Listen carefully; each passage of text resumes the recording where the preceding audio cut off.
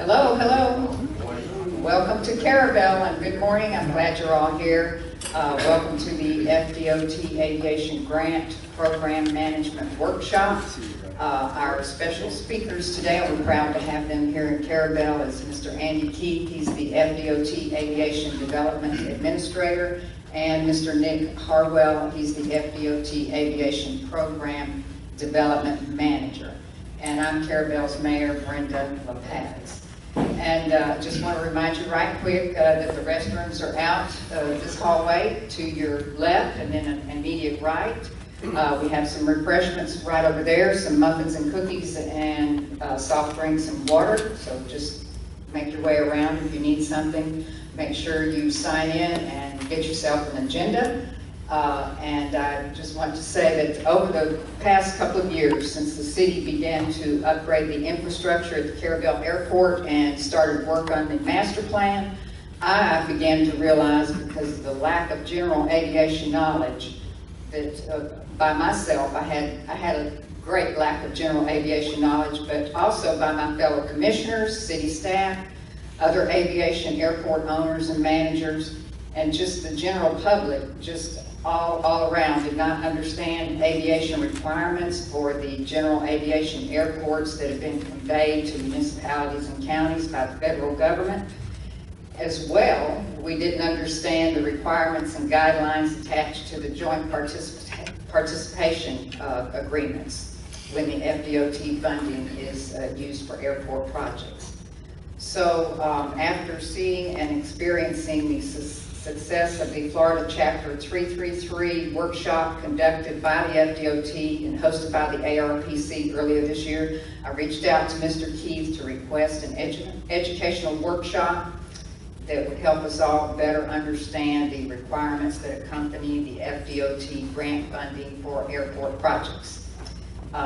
Mr. Keith spoke with Mr. Aaron Smith, who graciously approved for this workshop, and so Mr. Keith and Mr. Harwell are here today with their presentation.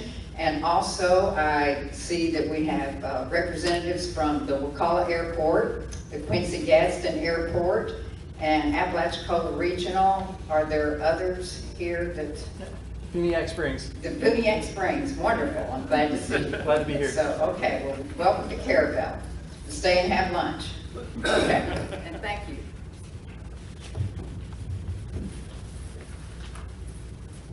Thank you, Mayor. Appreciate that. Andy Keith, as she said, I'm the Aviation Development Administrator. Give you a little background for me. Back in 2000, I joined the DOT. Prior to that, just 20 years in the Navy, flying off carriers.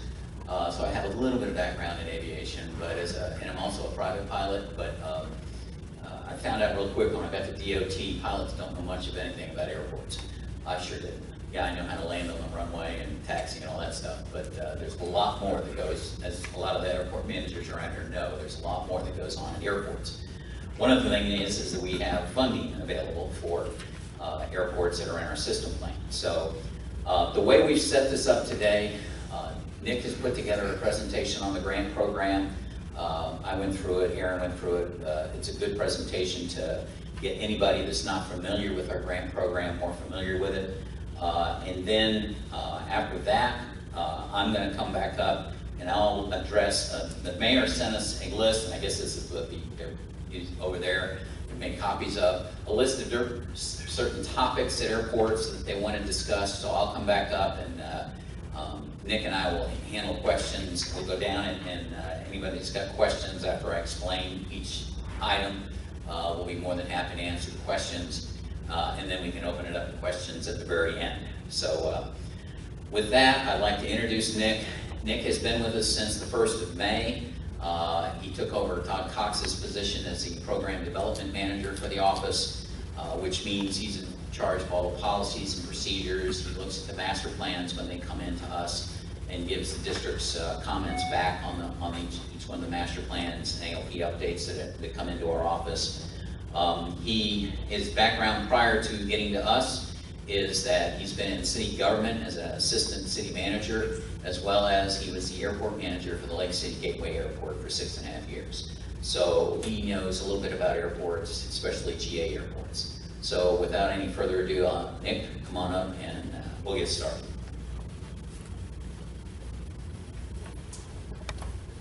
Thank you, Andy. Again, welcome everyone for being here, for coming out today. I would like to say for District 3, I'm very happy to see our District 3 representatives here, and that is something we're going to highlight a little bit in the presentation because it's paramount, and that's actually the word that I used in the presentation. When an airport is working to improve their facilities, to coordinate those type of activities through the district office. So that would be those representatives, Mr. Quentin and Ms. Vanessa, that are here today. So we'll go ahead and dive right into it. And for the sake of time and for the sake of temperature, we'll move forward. But just a kind of a program management overview, the 5-year work program. These are some of the topics that we're going to talk a little bit about here today.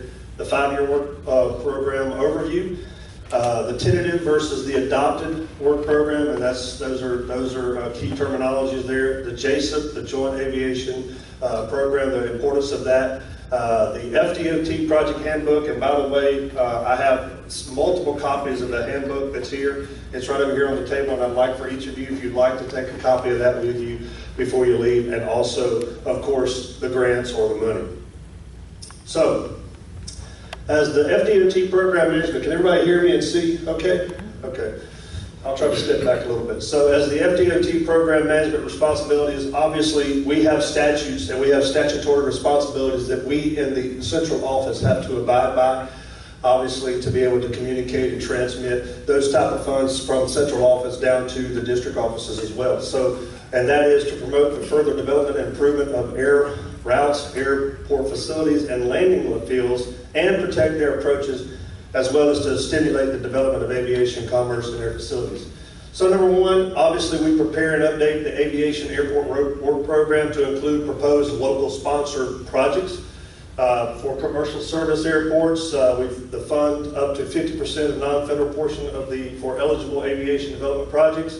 For general aviation projects or airports, which that's where the category you guys fall into here in Carrabelle, we fund up to 80% of non-federal portion for eligible aviation development projects. And then finally, we support the development of airport land with objective of helping airports to be fiscally self-supporting, and that all just kind of ties into that statute 332.007. So, the 5-year work program, FDOTs.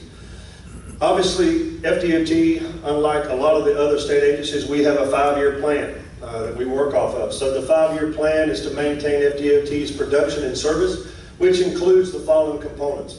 The adopted, remember we talked about the adopted work program versus the tentative work program. So the adopted work program is the 5-year plan that is approved, being the key word, that is approved by the Secretary of Transportation on July 1 of each year. And any project changes, additions, deletions, deferrals within the first year of the adopted work program require approval, again being the key word, by the executive officer of the governor EOG via the EOG work program amendment request.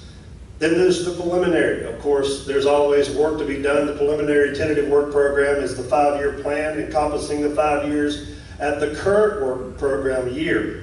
In other words, prior to the legislative session, we're getting ready to have a new governor, obviously, and we're going to have some sessions that will follow.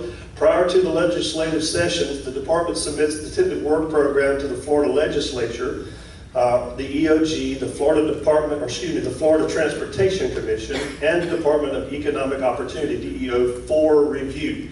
And then the tentative work program submitted 2 weeks after the beginning of the legislative session to the Florida legislature, to the EOG, FTC, and the Department of Economic Opportunity. So the 5-year program, as we continue and digress, the work program is again a 5-year plan. I cannot stress that enough. A 5-year plan developed and maintained to maximize the work program, which capitalizes on the innovative use of resources, increase productivity, reduce costs, and strengthen organizational effectiveness and efficiency. So here's how the program generally works. On July the 1st, the tentative work program becomes the adopted work program. The first year of the adopted work program becomes the current work program year, and then finally the new tentative work program represents the last 4 years of the current adopted work program plus any project programming in the new 5th year. And of course, as I said earlier, we have policies and guidelines that we have to follow. So here are some of our guiding policies that we have to follow. And if you want to just jot these down, and I've even told Mayor LaPaz that we'll be happy to provide this presentation to her for her to distribute if she deems necessary. So some of the topics today, some of the slides today, I'm really not going to spend a lot of time on it because there's graphs and there's charts and it'll be at your disposal. But these, if you want to just jot these down, if you're not going to take advantage of that, just jot these couple statutes down as far as some of our guiding policies.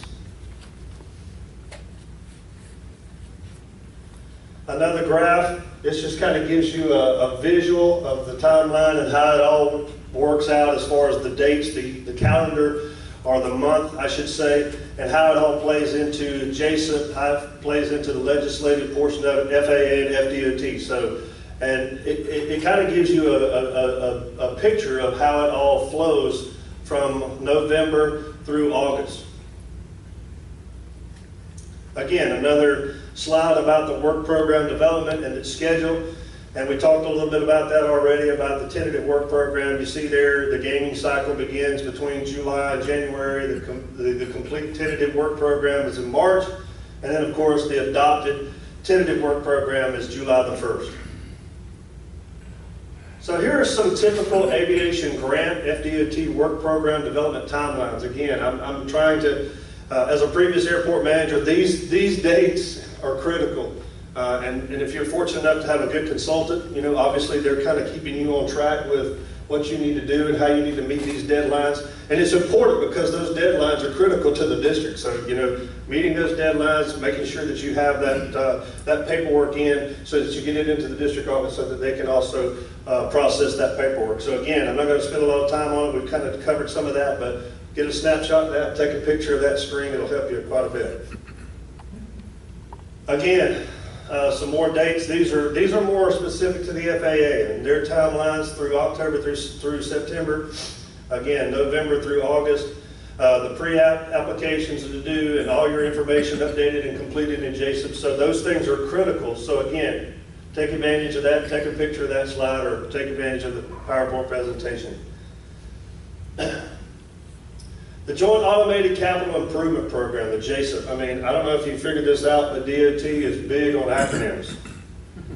And sometimes I've been in meetings and they've said this and said that, and they've used this acronym, and it'd take me 3 days into a course to figure out what they was actually talking about. And then they'd finally slip up, and that being the key word, they'd slip up and actually say what that acronym meant. And then day 3, I finally realized what they was talking about on day 1. But, so it's a compilation of proposed FAA and FDOT projects for each airport in the NIPIAS, or the FAST, or Florida Aviation Systems Plan, over the planning horizon.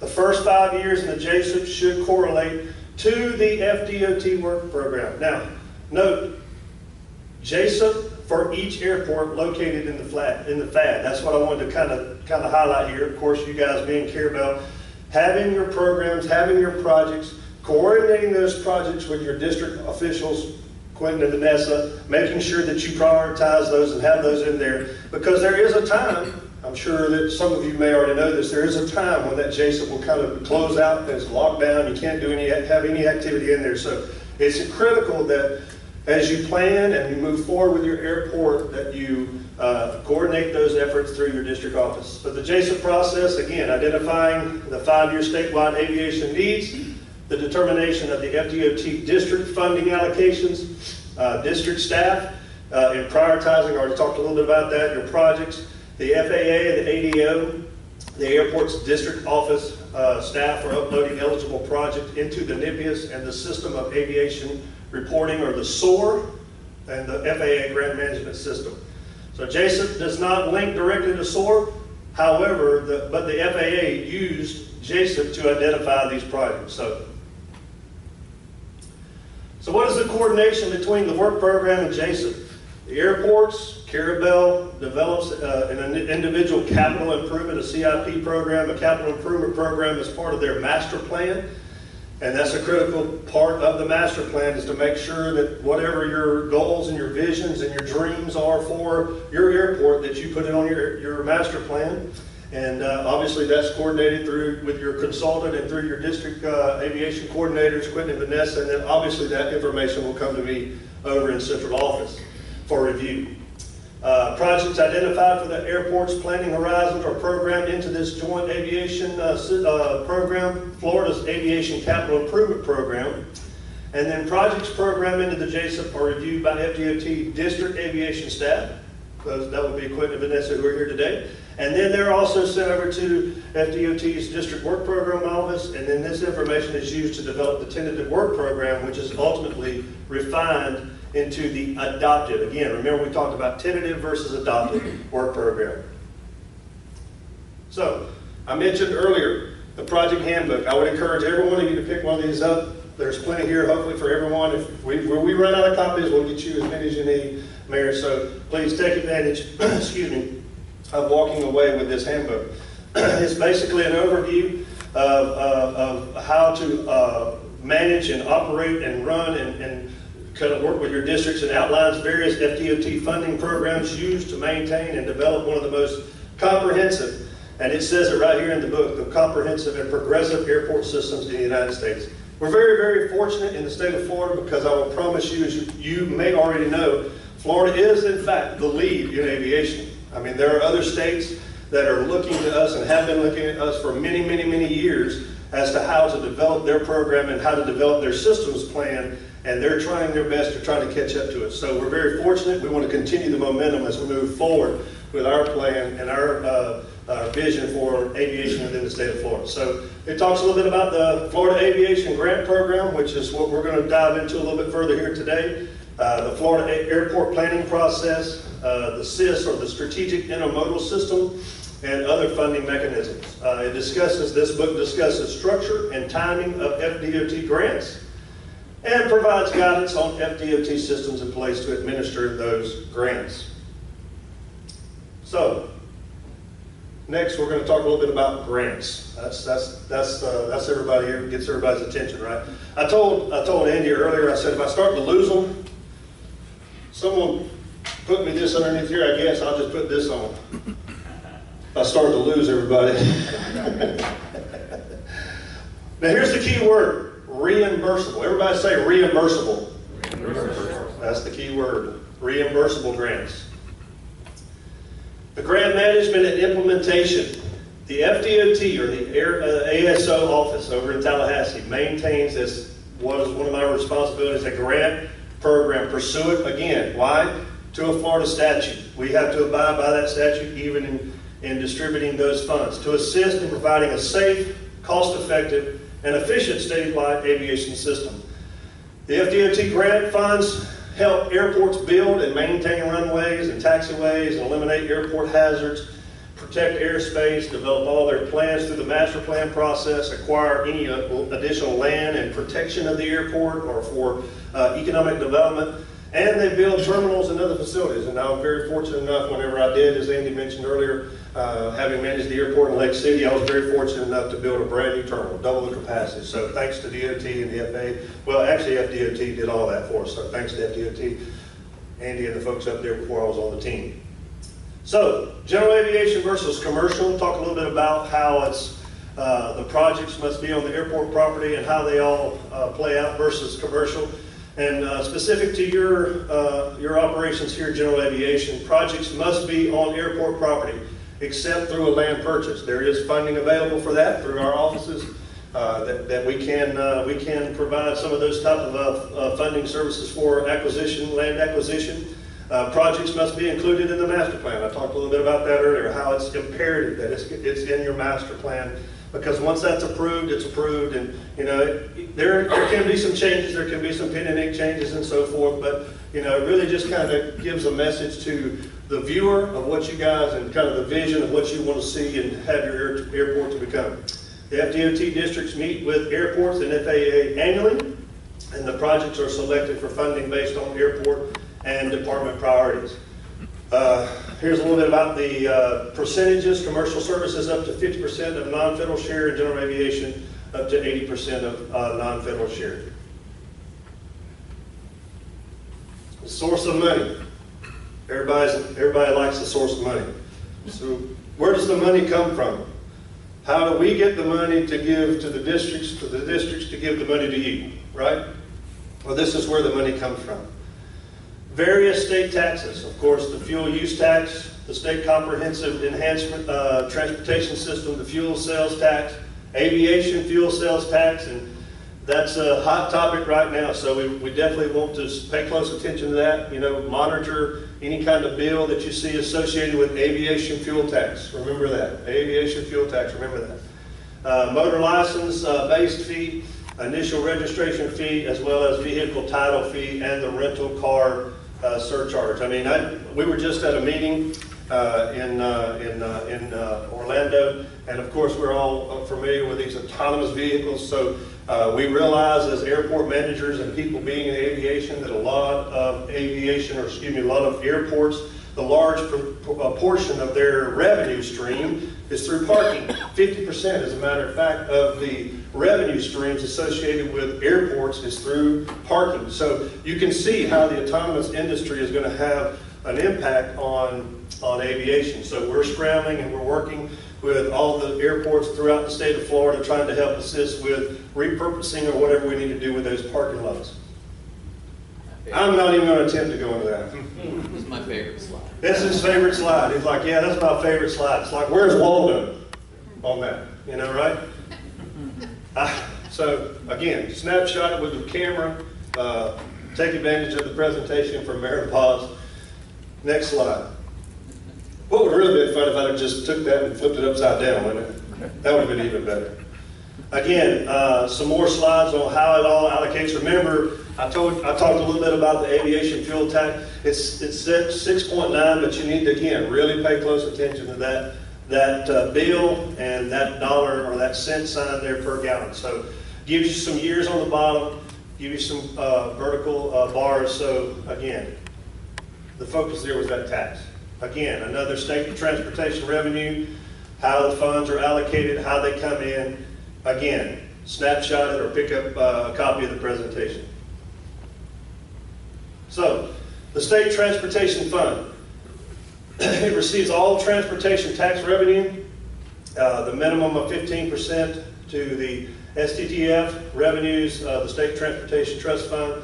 Revenues are set aside by Florida statute of the freight logistics and passengers, including airports. So again, this is all driven. A lot of the benefits that we as a state of Florida, I mean, Andy, I've heard him say it more than once, how that, you know, somebody before he and I had a vision and they put this stuff in place so that we were able to take advantage of that. And because of that, our state continues to be the lead in aviation.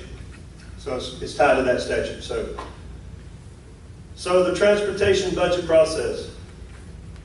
The Florida Department of Transportation allocates estimated revenue of over a 5-year period. We talked about the 5-year work program, which is based on a statute of the Office of Work Program and Budget, allocating estimated funding at a minimum of 15. This is all just reoccurring re-information. The Office of Freight Logistics and Passenger Operation, which allocates funding to the modal offices, and this funding is just kind of distributed down to the different modes, to the Aviation and Spaceports Office, which is ASO, the Freight and Multimodal Office, the Transit Office, as well as the Seaport and Waterways offices. So this is how it flows down. The transportation budget process, again, the aviation office, this is how it gets from those 4 modes into the aviation mode and then ultimately to you. The aviation office allocates estimated funding, and so the funding is allocated to the department district offices, your coordinators who are here today. So that, again, I re-emphasize the fact of how important it is to work with your district officials. And so the funding is allocated for future airport projects 6 years in advance, and then the district offices use these allocations to develop a new 5th year for the department's 5-year work program. So I put this in here again. This is my pinnacle of the PowerPoint presentation. The relationship between each sponsor, i.e. you guys here at the City of Carrabelle, it is absolutely paramount between you and the aviation coordinators, which happens to be District 3, Quentin and Vanessa. So again, another flow chart, just kind of a highlight of what we just talked about in just a flow chart form. Give you a few minutes to look at that.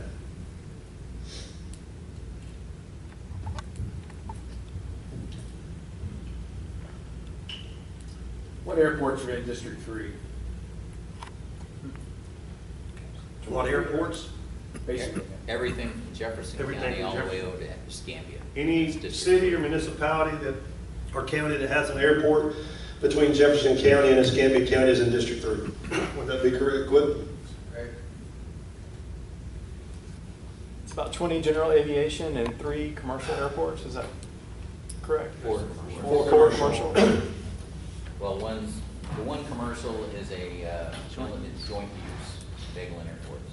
Right. We got four commercials. Correct. 4 commercials and, I want to say, 16 GAs. Dad, a total, we did the stuff yesterday, I think I came up with a total of 20 here in District. Okay. Does that sound right, Glenn? This front, 20 of them? 20 total, 16 will form.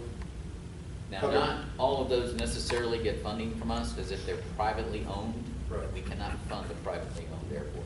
I think there's 2 or 3 here, Ferguson, Costin. Yeah. I think only 15 maybe receive money. Yeah. Okay. So Florida law defines 2 aviation programs, that being the state the state airport improvement plan program, the AIP, and then the discretionary capacity program. Project funding priorities as it relates to FDOT. The projects must be consistent, being the key word, must be consistent with the goals of the FAST, or the Florida Aviation Systems Plan. That's on our website if you're interested in looking at that. And must support the following state priorities. Number 1, encourage maximum allocation of federal funds. State licensing standards per Chapter 1460 of the Florida Administrative Code. State and federal standards for safety. State and federal standards for security. And preserve existing airport infrastructure, as well as increase capacity of Florida airports. So, you know, a lot of times people come to us and you know, we are pro airports, we are pro aviation, we are for aviation, but there's just some projects that we simply, again, by statute, we are not permitted by statute to pursue or try to support. So what are airports' eligibility requirements? Number 1, the airport must be publicly owned. As Andy said, we don't fund private airports, so it must be publicly owned. It must be open to the public. It must be in the Florida Aviation Systems Plan, the FAST. It must have an airport sponsor legally in control of airport development and operational management decisions. Trust me, I'm sure I can speak for any airport manager or anyone that's actually been around the airport that sometimes if you don't have someone at the airport managing the operations, monitoring the activity, I could probably say this for Ryan as well, he being an airport manager. You know, they say when the cat's away, the mouse will play. You ever heard that? So it's imperative that, you know, there's someone there kind of watching out, protecting, because these funds that are transmitted down from the district, from central office to the district, from the district office to the airport, you have to protect the grant assurances associated with that. So it's really, really critical that you don't let someone just kind of come in off the street that thinks they know all this and much, much more about aviation than you do, and they're able to convince you to do something that will ultimately cause the future activity and the future funding of that airport to be in jeopardy.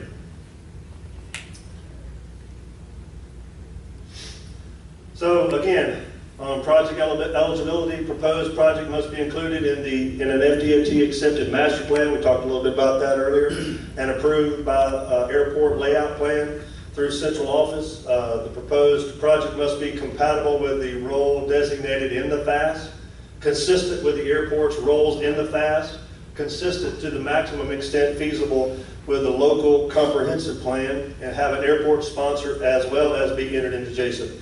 I want to just throw this out here. There are many times that people are wanting or requesting funding. And the first thing, I'm just going to go ahead and tell you, The first thing that I'm going to say is the project in JACIP? If the project is not in JACIP, it's been nice talking to you, kind of. I mean, you got to have the project, put it in JACIP, and then we can start talking about these kind of discussions. How do you get that project in JACIP? You talk to these folks over here. They're going to work with you to kind of help you get that all prioritized and put into the program, and then we can move forward. So, all right. Eligible project types, safety and security. That's one of the main things. That's one of our main goals is safety and security. Obviously, at all airports, it only takes one bad incident, one negative incident to bring all the attention that you don't want to your airport. So, safety is number one. Capital improvements, planning projects, studies, capital equipment, as well as land purchases. We talked about that earlier, and any environmental issues that you may have that could threaten the potential future development of your airport. So the day-to-day, I want to make a note here, the day-to-day operational costs and related items are not eligible for funding, right? That's another statute issue. You just, if you need some ear protection for your guys marshaling an aircraft, it's on you. So. It's maintenance also, right? Field maintenance? Yeah. Yep. Any day-to-day operation. Any day-to-day. It has to be a capital improvement to the airport. What goes in with the security element? Airports need to be Fencing. Fencing. Does Does it need to be 100%? Fencing, security. Security camera, badging, badging, yeah. Cameras. Yeah. Anything that has to do with increasing the security at the airport. And that's actually got another source of funding as well. Right. Are there minimum requirements for security? There are, actually right now, our operations people are doing a second round of GA airport assessments. They're starting that up. We did that probably 5 or 6 years ago when they first came out with the FAA and the TSA came out with their guidelines. They haven't come out with anything new recently, but we just felt it was time to reassess the security at all the GA airports. There are some guidelines out there for the TSA, and our ops folks know that better than we do. But yeah, there are minimum requirements, and I think complete fencing around the airport is one of them. So that's one of the minimums, is that you have to restrict access to the airport to people that belong on the airport.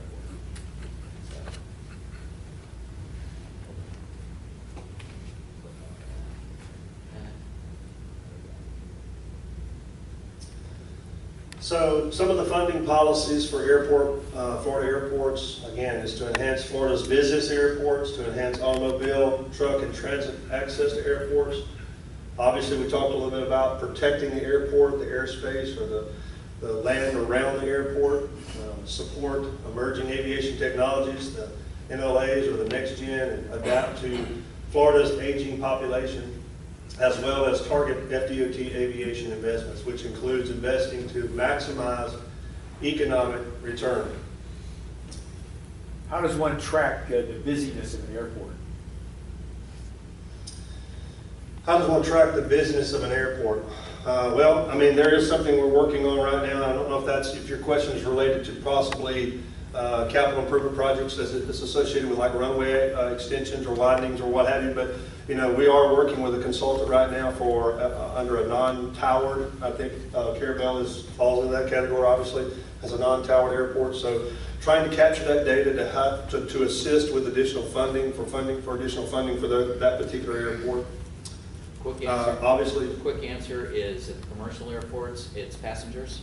They're Right. going through the airport. We call it enplanements, because you have people that get on airplanes, enplanements, and deplanements. Right. And to get total passengers, you add those up. But we do it by either enplanements or just passenger count.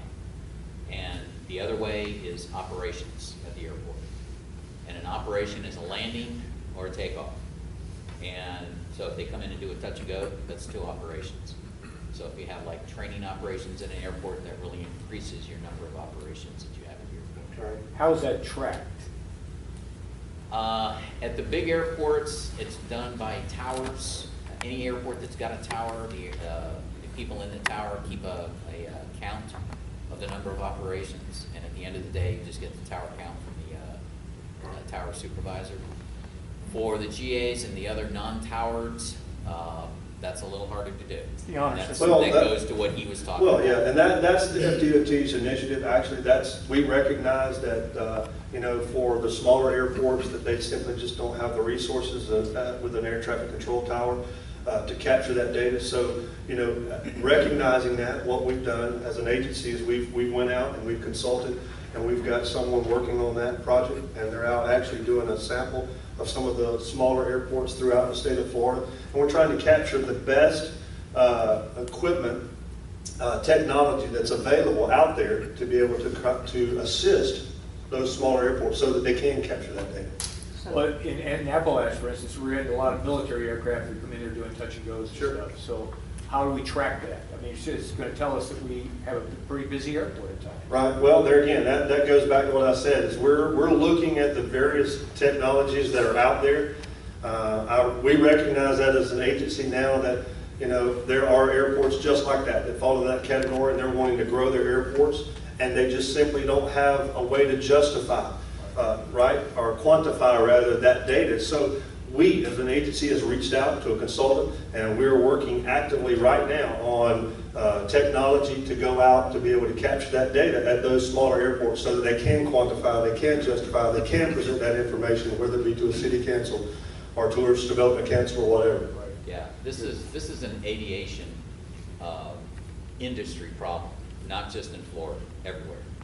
Europe, here, when you've got an airport does not have a tower, doesn't have a way of capturing the landings and takeoffs.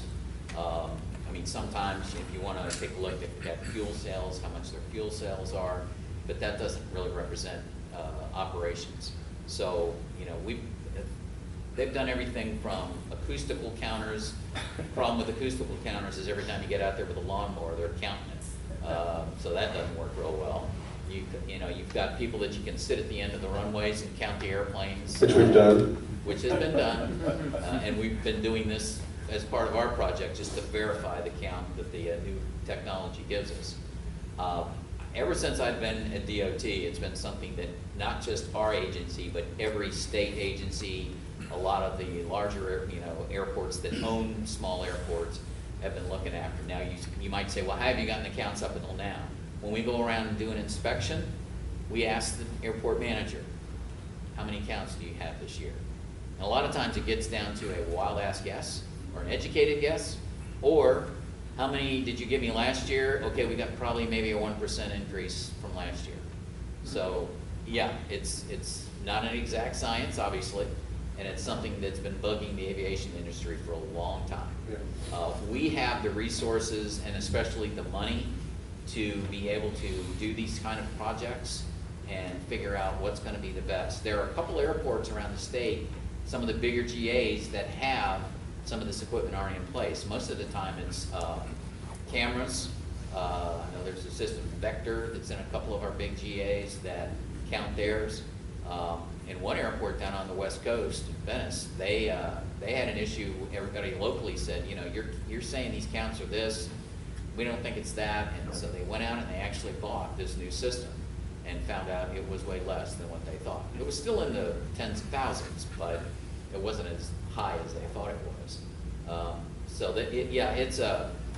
And the problem is that the airports that need this kind of equipment don't have the money to go out and buy it, or rent it, for that matter.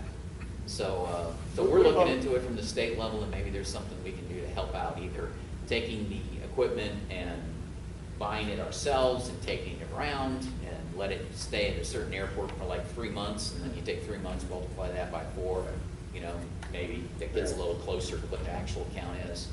So What about it's an issue where- ADSB? You're going to be able to get some data off of ADSB? Oh yeah, absolutely. And in fact, one of the technologies we've got is connected to ADSB. So Do you think in sometime in the future is going to be like a mandatory piece of equipment for all airfields? It might turn into that, but before that happens, it's going to be something that we say we're going to help pay for. So we're not going to make something mandatory if it's not something we're going to help you pay for. Now, it could fall into the daily operations kind of thing, but for us, it goes to just about everything we do in terms of forecast and how big is the airport, how many operations do they have is always what we're looking at, either as a state agency or the consulting firms that work for the airports. So it's an important issue. Yeah. And I want to tell you, we have a guy in our office, David Smith, that comes around that does the inspections. Some of you probably met him. Great guy, very knowledgeable, and it's really critical, again, to whenever he's there, he's not there to kind of, it's like a gotcha. He's there to help you to make improvements, obviously. And, I did the forecast yesterday. Andy could probably testify. There was a lot of huffing and puffing going down there. I mean, I was stressed out yesterday trying to get this, meet a deadline to get this forecast out. But I mean, it's important that, even something as simple as your base aircraft, it has an impact on the forecast. So make sure that information is up to date if all possible. And I know that there's just a few folks here that are with the airport as far as managing or the day-to-day activities, but try to make sure that all that information is updated in the FAD. So it is critical because that information, I capture that information, and then there's all sorts of formulas that goes into that, and it gets sent over to Aaron and then ultimately over to the work program, so, which we talked about. All right, so FDOT shares of project funding. FAA funded projects, general aviation airports are up to 80% of non-federal share.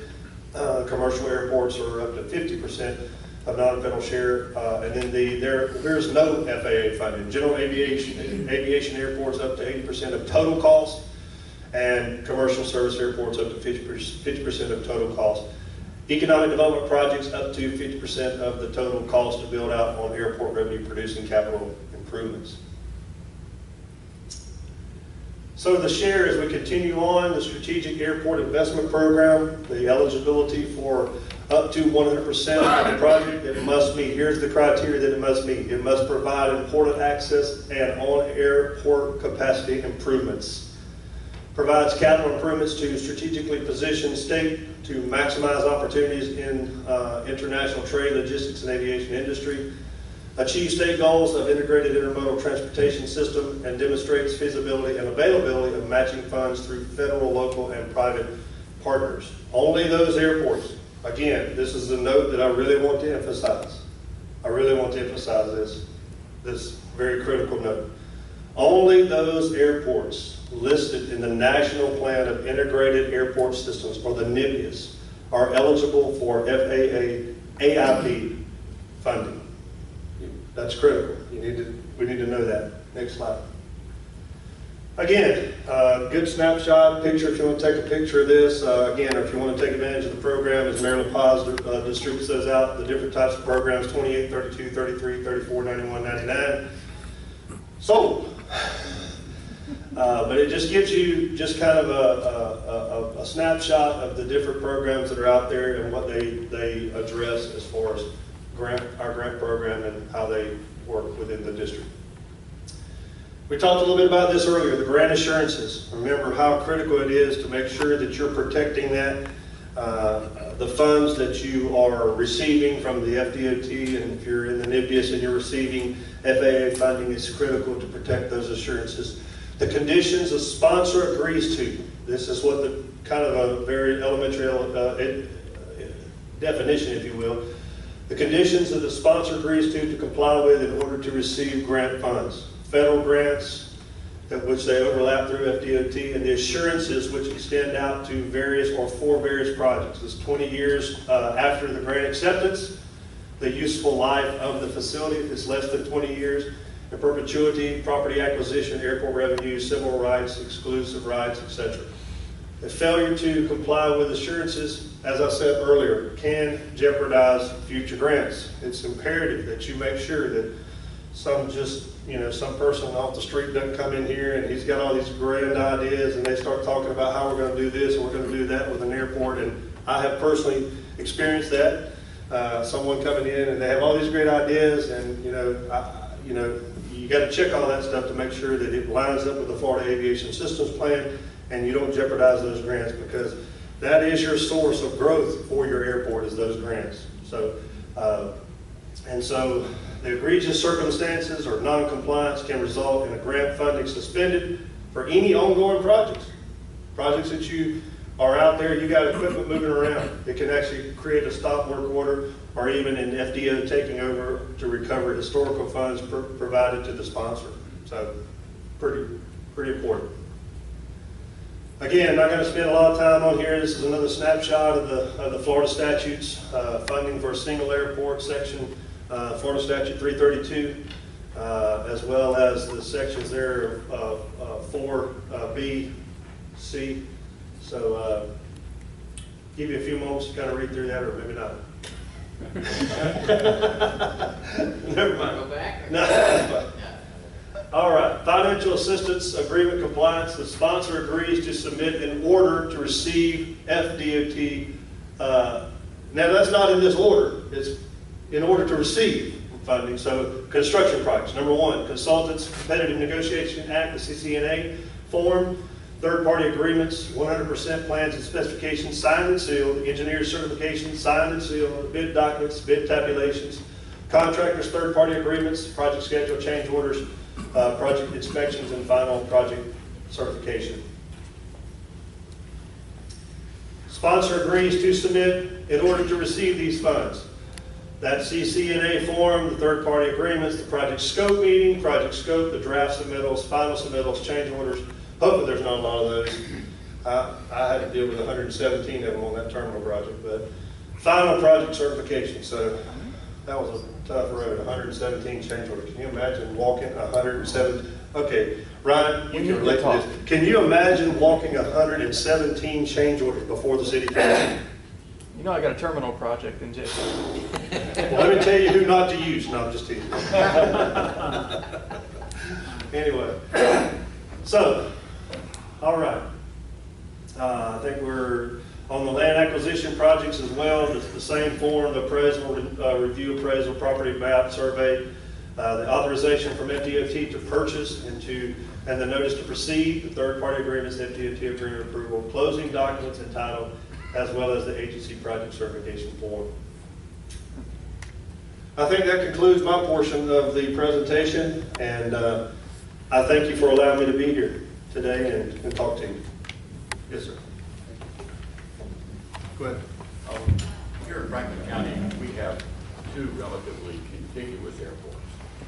And I'm wondering if you could discuss, relative to efficient use of funds, maximum allocation of funds, what may be some opportunities for two airports that are contiguous like us in Franklin County, cooperatively, for funding for a cooperative project. I think of an example, and it's perhaps rather crude right now, but at Carrabelle Airport, we're considering an instrument approach at some point. And there is, I believe, an instrument approach at Apalachicola. And I'm thinking in terms of the two airports being alternative to one another relative to that approach as an example. So the basis is, do you see favorable funding for two airports that cooperate in a project if they work out with you guys? Okay, so, yeah. You guys hear me all right? Okay. For something like that, again, remembering that we fund airport projects through the airport sponsors, okay? With that said, if you've got a project, say an instrument approach that you want to put in an airport, first of all, the FAA obviously is going to get involved in that. You have to have it in your master plan so that the FAA and us know to protect that airspace, but mainly that's the FAA's job. They take a look at, I was explaining this at, where's Tim at? Yeah, I was explaining this to Tim the other day when he was up in Tallahassee talking about their plans for the future. And you've got to put whatever you want at your airport, whether it's instrument approaches, whether it's a longer runway, things like that require a lot of justification. You have to put that in your master plan. Okay, so now it's in the master plan, and obviously we know that there's an instrument approach at the other airport. You make that part of your justification for trying to get that instrument approach and whatever you need in order to make that approach happen. In other words, when you get an instrument approach, all your, what we call surfaces change. Your primary surface, it gets wider. The approach, all what we call the imaginary surfaces, in other words, the approach path going out and up, that's going to change as well. If there's obstacles in the way, you're going to have to get those removed. So there's a lot of planning that a consultant can help you out with. But basically, for us to, you're talking about like a project where both of you would be involved in it and we would fund. Cooperation.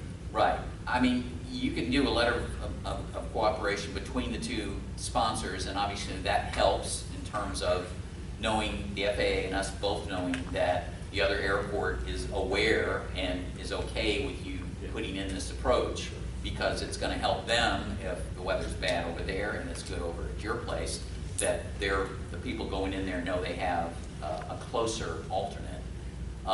So it still would be a project at your airport, but it's one that if you've got a letter of agreement between the two parties and you make the justification, the case for the approach, then that's something that I'm sure everybody, I can't guarantee you that you're going to get funding. What I can say is what you need to do in order to make sure that you have the best chances. And funding always depends on how much we've given the district, which is a formula that a lot of things go into. We've been doing that for years. We don't identify projects up at the central office, the districts do, and as far as what we're going to fund. So that's why he's been continuing to preach, and I will as well, that do everything through your district representatives, and make sure they're aware of what your plans are for the future. In fact, work very closely with them. If there's anything they're not aware of or they have any issues with, they'll come to us. We're the technical assistants to the districts, all 7 of them. So, but in a case like that, that's part of your justification for asking for the approach. Now, I was telling Tim the other day, the FAA has this habit of putting in approaches at airports that sometimes they didn't ask for the approach. Bartow, it happened down in Central Florida, where, and I think, and I told him, I think they have a quota. They have to put so many new approaches in per year or something like that. And they have a certain number of airports that are asking for approaches or have them in their master plans, but you know, things aren't working out, you know, there's too many obstacles, you know, literally and figuratively for the approach at a particular airport, and so they move to someplace else. And Bartow is a huge GA airport with a lot of different runways and a lot of cleared space, so there was no obstacles literally to overcome, and they put an approach in there. And the airport manager hadn't asked for it and wasn't aware of it until we told her that she had a new approach. And oh, by the way, you don't meet the standards for it. Now your primary surface has to be wider. You're going to have to clear that out. And she's like, wait a minute, I didn't ask for this approach. So it depends, you know, on where they are in their cycle. But you know, getting new approaches in is something the FAA approves. But they've got to have the justification there. And so that's the biggest thing when you go for something like this that you have in your master plan, and you're trying to get it established, you need to make the justification, and your consultants or whoever your aviation experts are can help you with that. And I was just thinking about funding facilitation with an intercooperation based on all the statutes you talked about between 2 airports that agree they both need the same project and they want to bring together a link for funding and everything. Do you see that favorably, or do you know airport examples in Florida where 2 facilities got together for the same reason, contiguous? A lot of the times why you have interlocal agreements between them is because of statutes like the 333. You know, your approach goes over somebody else's, you know, property, and if there's a tall structure put up out there, you've got an interlocal agreement that you will meet together in a, you know, a zoning board that's with memberships of both, you know, counties or cities or whatever. For a project like that, I think the interlocal agreement helps, but the only funding I can see is for an approach is removing, well, first of all, maybe doing a survey at the airport that needs it, and then removing the obstacles and making sure that the primary surface is wide enough, that it doesn't have any obstacles in it. And that actually would be a good question for the inspector when they come around, is in terms of, okay, we're trying to get an approach on this runway. You know, what do you see that He's out there with the equipment already, and he can probably tell you pretty quick, what needs to be removed, what needs to be done in terms of widening your surface. Sometimes you don't have to do anything. There's nothing in the way. The runway is pretty much clear on both sides. Sometimes not. So, but there's not, as far as funding goes, no. In my 18 years with the state, I haven't seen an interlocal agreement project that was funded through the interlocal agreement to the two sponsors. I mean, maybe there's something that has to be done at both airports, and they put those in as individual projects, and then we see that they have an interlocal agreement. That helps, but not the funding part. I got a question about private airports. You said that they don't fund private airports, but you do fund private use, privately owned public use airports, is that right? No, no. No, St. George Island, didn't FDOT pay for that runway? It was a long time ago. It was before probably- this statute went in place. Oh, okay. Yeah, because I was with the understanding that they had put that runway in with the understanding that it would be open to the public to use. Right. Yeah. Yeah, which made them on the map, which made them, we got a lot of people complaining from the private airports that they're not on the map, they're not on the charts. Oh, yeah. Sorry, you're not open to the public. We're not gonna put you on the chart if you're not open to the public. If somebody has an emergency, great, they see your airport, they'll land. Right. But if they're planning on it as an alternate, it has to be a public use airport. It needs to be a public use airport. So, yes, sir. I thought the presentation was just outstanding.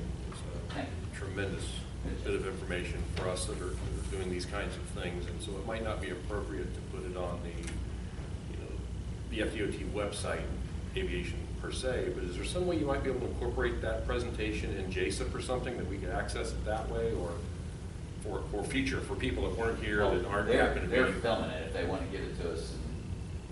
I'm talking about the PowerPoint. Well, both would be wonderful. So Yeah, no, he's gonna give PowerPoint it if the it were PowerPoint. available So you to other airport folks, managers. Can have access to it. I'm sure she'll give it to you. I don't think there's any problem with that. It's pretty, how big is it? The file size. Well, we don't have too many pictures, so it's not gonna be too big. Yes, I sir. got a question for Nick. Sure. There are airports in this room that the fixed base operation is a privately contracted business. And then there are airports such as myself and Nick's prior airport where it was a municipally operated fixed base operation. What do you see as some of the positives and negatives to a municipality operating the fixed base operation?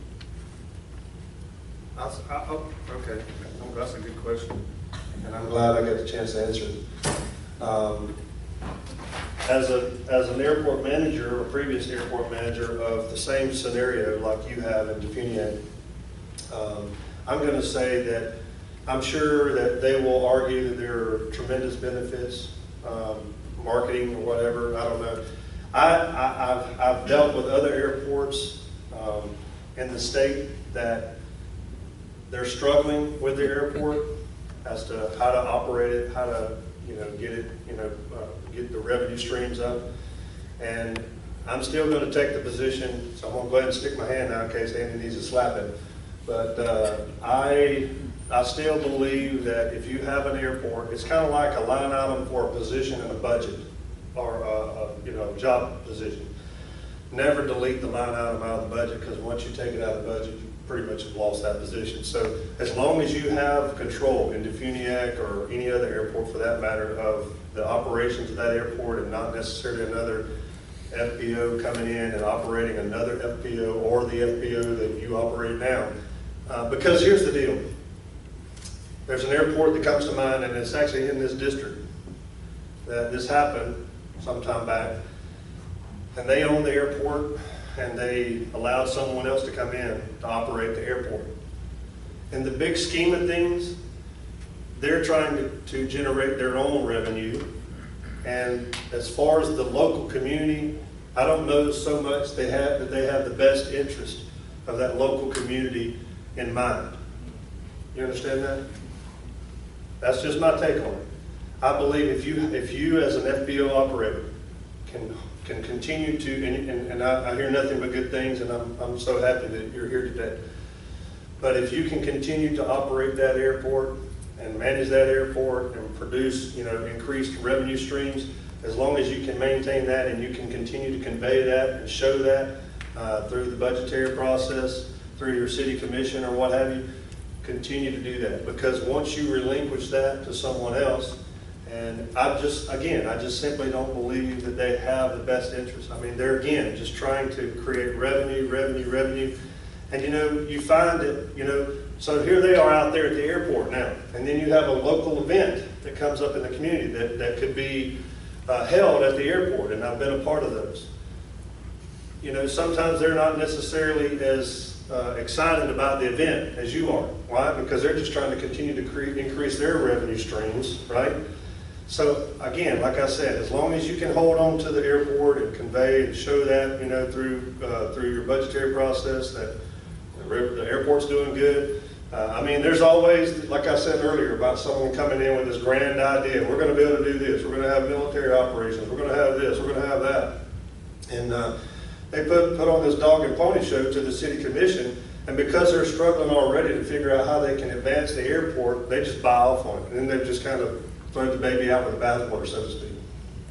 I don't know if that answers your question. It's a daily struggle for me. 1 minute I'm an airport director, and 1 minute I'm an FBO manager, and I'm constantly jumping back and forth in between the two worlds. Yeah. So it's a challenge. It is, and I've been right there. And you're trying to manage the airport. You're trying to market the airport. You're trying to bring economic development to the airport, right? And then, the day-to-day operations sometimes, just the FBO operations of the airport. And then this is why it's so important, and I hope and pray that no one has to go through this, but you make sure that all the activity out there at that airport is compliant. Because I've dealt with situations where, as hot as it is here right now, I'd go through what we refer to as the man gate. My office is on that side of the building, so I'd go through the park over there in that little parking area and walk through the man gate, and I'd have a guy waiting on me on the air side, and he'd stand there and just was all over me until 9:30. So you talk about the struggle between the FBO and trying to manage the airport. I relate, totally relate. But we were able to get through those compliance issues, and so that's not a problem down there anymore for them. But I feel your pain. And as long as you can hold on and can continue to show the commissioners that airport is successful and independent and doing well, and you have the support of FDOT and the FAA, hopefully all will go well and you'll be able to hold on to that. From our perspective, the only thing we're looking at is that if you have a public use airport, whoever owns it, if you have a public use airport and you have one FBO on your airport and another FBO wants to come in, and the first one says, wait a minute, we don't want another one on here, you can't do that. If it's a public use airport, you absolutely can. If you have the FBO as the sponsor and you offer up to bring in another, not to replace you, but another one, that is completely within your authority on the airport. And so what we look at is people complaining to us that, well, some airport advertised for an FBO and they're going to have 2 FBOs on there. Okay, yeah, what's your problem with that? Well, that's going to cut into our business. Then go somewhere else. It's a public use airport. You want to go to a private airport and be the FBO there? That's fine. There's some pretty big private airports out there. But it's to us, it has to do with the fact that you're public use, you're open to the public. Grant assurances play into it sometimes, but most of the time what we've seen is that we have complaints that, and we've actually had it where there was a FBO, not the sponsor, on the airport, and then the sponsor decided they were going to open up their own FBO. There's no problem with that.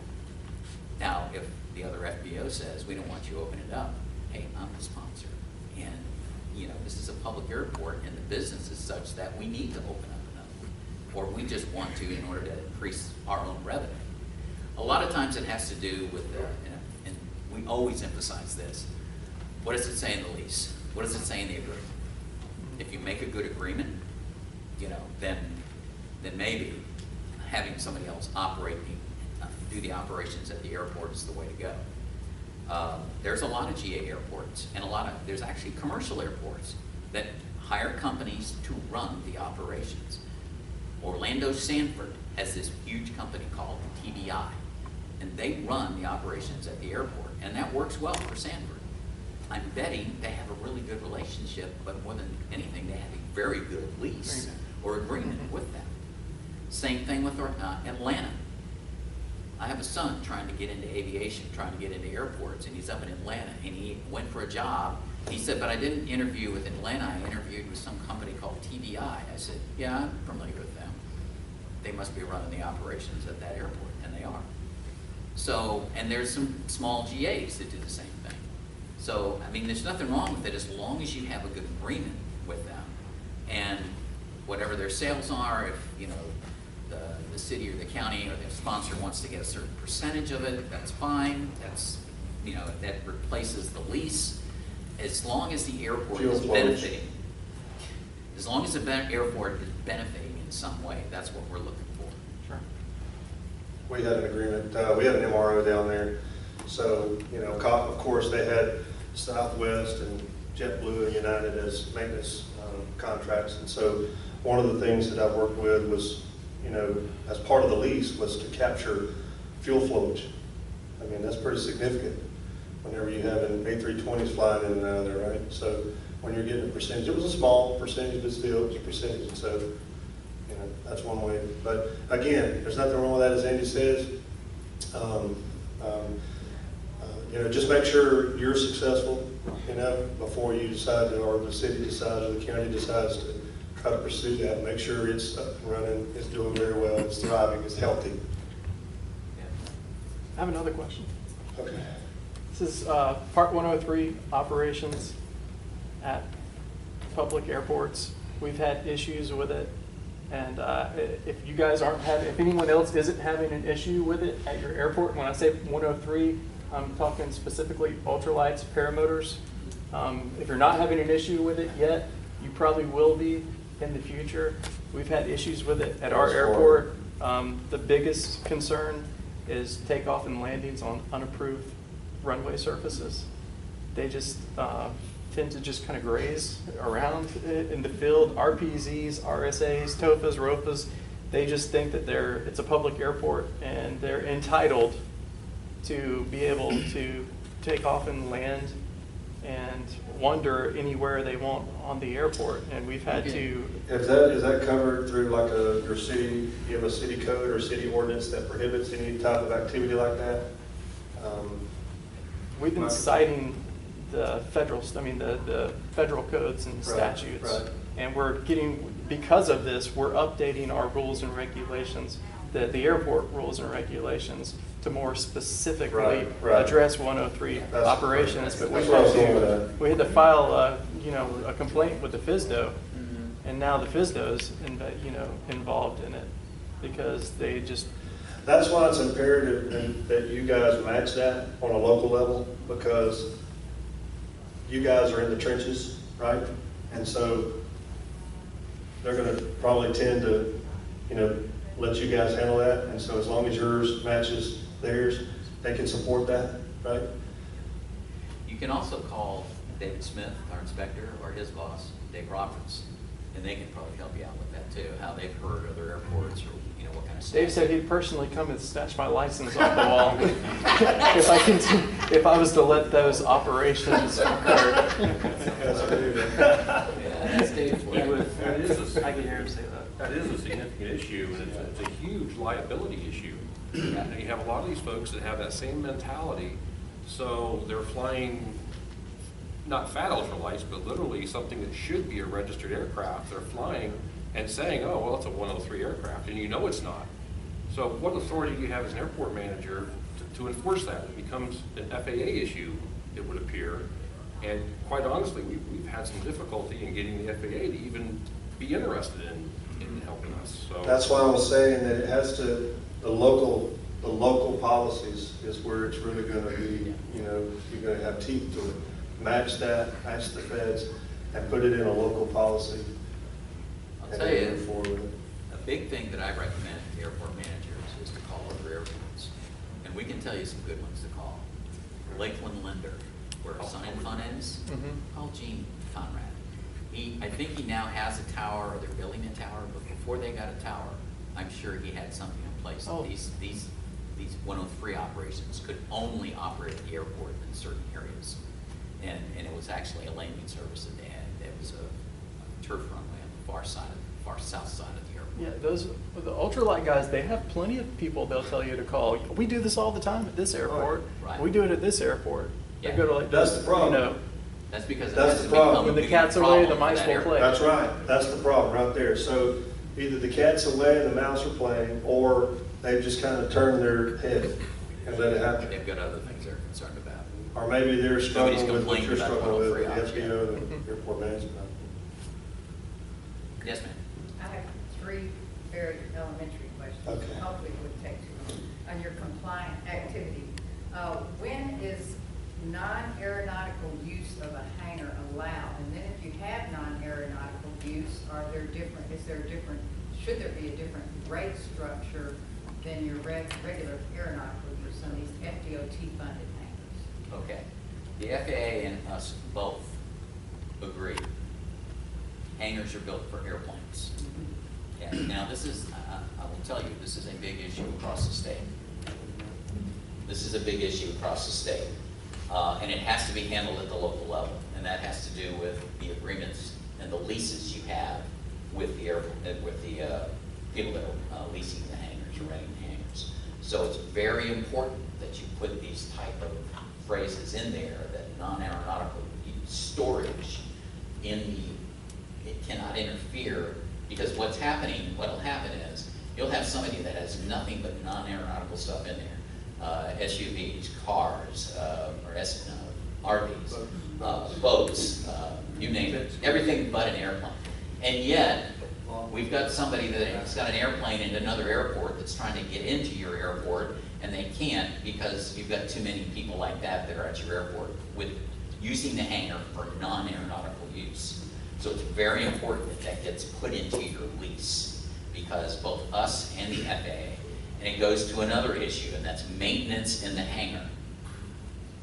There's certain maintenance that the FAA identifies that you can do in your hangar. Things like airing tires, changing tires, working, all things that don't involve hazardous materials. First of all, hazardous materials, if they're going to be stored, should not be stored in a confined space, which a hangar is, especially a T hangar. You cannot paint in the hangar. You cannot, do refurbishing of the inside that requires, certain chemicals. Can't defuel an aircraft. You can't defuel it in the hangar.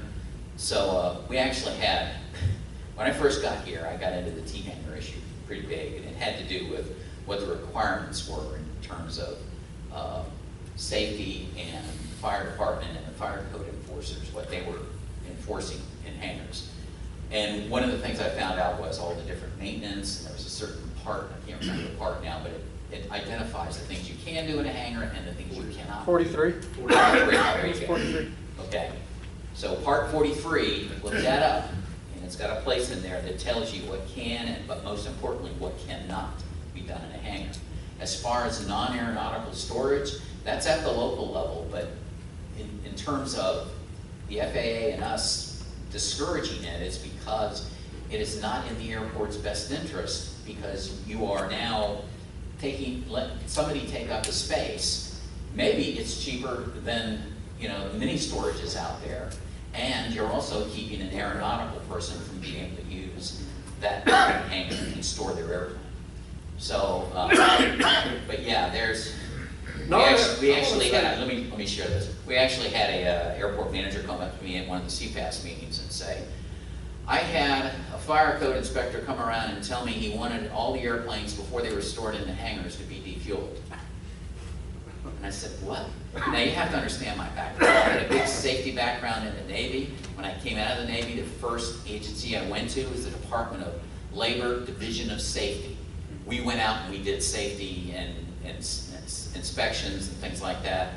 So I know about safety. And I looked at him and I said, well, this fire code inspector doesn't understand what the hazard is with fuel. It's not the liquid itself. It's the gas. It's the fumes. The fumes is what causes fire. So now you defueled an airplane and filled it full of fumes. So when you pop the cap, you've got a real fire hazard now. If it's full, there's hardly any fumes in there, and if you're just fueling it up, topping it or whatever, that's fine.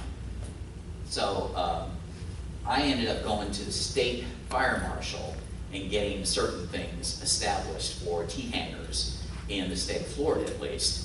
They have adopted the NFPA codes, most of the NFPA codes, and they had adopted the ones for hangars and T-hangars, which is the same code, actually. And I ended up getting them to include it in the annual training they had to go through down in Ocala at the fire school, at the fire college. So there are a lot of things that happen in T-hangars and hangars that shouldn't be happening, and a lot of people aren't aware of, how you can enforce that better. And the way to enforce it, obviously, is putting it in the lease agreements. And I also would like to just interject something real quick about the terminology non-aeronautical as it relates to an airport. Non-aeronautical hangar. Isn't that an oxymoron? I mean, think about that. Non-aeronautical hangar. Hangar use. Right, or hangar use. I mean, hangars are for airports, as we've already defined. So I'd be very careful using the terminology non-aeronautical hangar. Now, there are hangars, maintenance hangars, that you can dedicate as a maintenance hangar on your airfield that is not necessarily for use of, or storage, rather, it's for, as it is, maintenance. So I'd be very, very careful about using the terminology non-aeronautical hangars. I will tell you, we fund hangars and T-hangars at airports for airplanes to go in. And If we find out it's being used for something else, the chances of getting more funding from the state for a hangar or a T-hangar might go down. Well, let me give you one example of my experience. There was so much going on there. And probably what you're talking about with the fire codes was probably related to me. Because, man, No, it wasn't. I mean, I was trying to be a good neighbor of the airport. I was trying to be a good steward of the resources there. And so I didn't want to upset the operators, the pilots, the people, those that had leases there. But I did realize and recognize there was some major problems there. I mean, they're defueling aircraft in hangars, they're painting in hangars. You know what, that puts the city in a tremendous liability, right? So you've got to monitor this stuff. So what I did is, the first step that I took is, we as a city, we have a code enforcement, right? So I reached out, got our code enforcement to come out there. We have every right to go through those hangars as a city. We own, as Eddie referenced earlier, we're the sponsor, we own it. So they went through the hangars, and I mean, there was all sorts of stuff going on out there. There was pictures taken, and so then we also had, and this is why it's important, and I apologize for taking too much time, but this is why it's important to have this, the teeth in your local policies, right? So in that, I had the right to call for a fire inspection, which I did. And so the fire department comes out there. That's why I thought he was talking about me. No. So the fire department comes out there, and they start just, noting all these issues. And so it looked, it was really an issue that was now above my pay grade to some degree, that it's now a fire code violation. And so they had to comply with that. And so we did have some tense moments, as a manager and the tenants, and we worked through those things. But at the end of the day, and it was a long day, we got through all of those compliance issues. And today, that airport is fully compliant. And guess what? Because it's fully compliant, as other airports are fully compliant, they are not going to jeopardize any funding or future funding of that airport. So it is so critical. Nick, Yes. you said something about inspecting the hangars. As a sponsor, you can go in and inspect those hangars. Yes, yes, absolutely, and I did. Now, look, I didn't want to do that. I honestly didn't want to do that. But there was this one person that just, the guy that kept meeting me at the gate at 9:30 in the morning, and I mean, it's 100 degrees in August, and I'm sweating, and he would just just a gnat, just wouldn't go away. And I'm like, that's it. So I just started, I went down and looked in the hangar, guess what? Chet's a millionaire, right? So, I mean, there's two Cessna 310s, and there's fuel tanks laying there, and there's oil all over the place. I mean, it was just, yeah. Would I be correct in guessing that they all stayed too? That all of the tenants stayed, or did you lose some? We lost some. We did lose some, but our loss was gain because we got everybody. And here's the thing. Here's what really made it difficult. And if you ever find yourself in a situation here in Carrabelle, or even you, Ryan, we had a dedicated maintenance hangar. Right now, it was at code at one point, but today it's not a code. But it was a code at one point in its existence. And so what the city had done is the city had rented that to a mechanic, AOP, right? And this guy was really good. I mean, he actually, God bless his soul, he just passed away. He was Elvis Presley's mechanic, personal mechanic.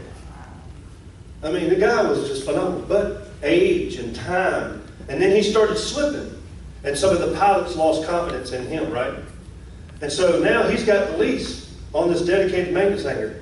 And because they've lost confidence in him and no longer want to do business with him, guess where the activity is happening at? In the hangars. And I can't do anything about it because the city's got a lease with him. So I had to work with kid gloves with him and work through that lease to where we could kind of move away from the lease. And now, in all the other plates that are spinning over here with this guy doing defueling aircraft, painting aircraft, we finally got a dedicated maintenance hangar. We were able to work through the end of the lease, and we got that individual moved on, and he was very gracious to the city and to us. And so now you can actually do maintenance in something, and that's why I say non-aeronautical hangars. We don't want activity going on in a T hangar that would jeopardize an entire strip of hangars, right? Okay, so if you're talking about FDOT funded hangars, then need a certain use. What if you have, you've got FDOT funded equipment for maintenance on an airport? Can that FDOT funded equipment be taken off the airport to maintain public roadways or city-owned parks or city-owned property? Be more specific. Say if you have a tractor, and you take that tractor off that has a big something that you pull behind and cuts grass. Can you take that off and take that off the airport grounds to cut city roadways? Right. Considering that's not what DOT paid for. I would not suggest that. Because there's something, think of it like this. They're off airport mowing grass. Somebody runs off the road, hits the tractor. There's a fatality. It gets back to us that tractor was mowing on the side of the road.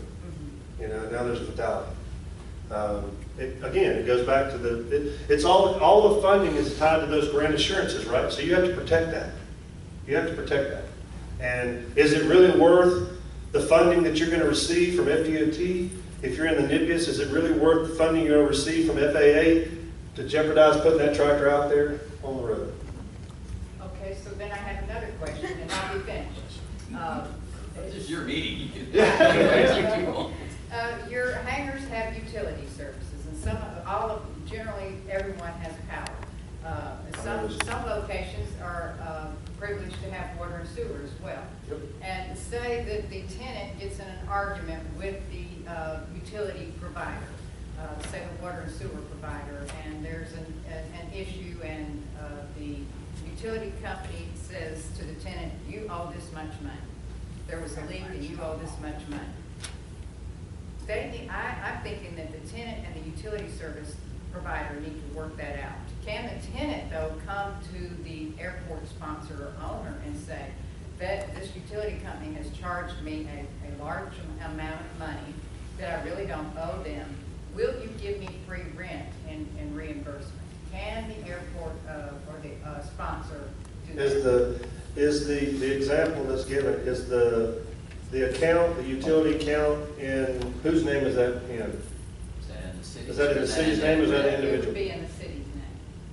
And the airport would be owned by the Okay. government. They're not paying their own utilities directly They- to the utility? Yes, the tenant has the utilities in the tenant's name, but that's a dispute between the tenant. Right, so the city owns a utility, and it's, once the tenant occupies the hangar, whatever, then there's a transfer of responsibility, right? Is that correct? Well, this is something on another airport. Okay. Not Well, Carrabelle. first of all, there's a couple things. I mean, obviously, the utility has a responsibility up to a certain point, right? Up to the meter. Anything beyond that meter to the property line or to the property itself is on the tenant. So that has to be defined, obviously, first. Where the responsibility lies. Obviously, and there are some utilities that are very gracious, they don't want someone, beating on the dice in the city council meeting, and so they will take one on the chin, so to speak, maybe once. Some other utilities may not necessarily, they're just holding a hard line, and they will not, waive that fee. But would the airport owner give free rent to the No. tenant? Okay. Unless he says otherwise, I'm saying No, right.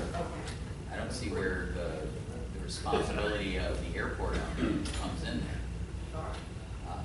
If they are paying the utility, and again, it depends on a lot of things. Where was the break at? I mean, if the break was between the main line coming in and before it got to that actual hangar, then yeah, I'd say maybe, the airport might be gracious enough to help with that Might be dispute. responsible if it's on airport. But I wouldn't give them free rent.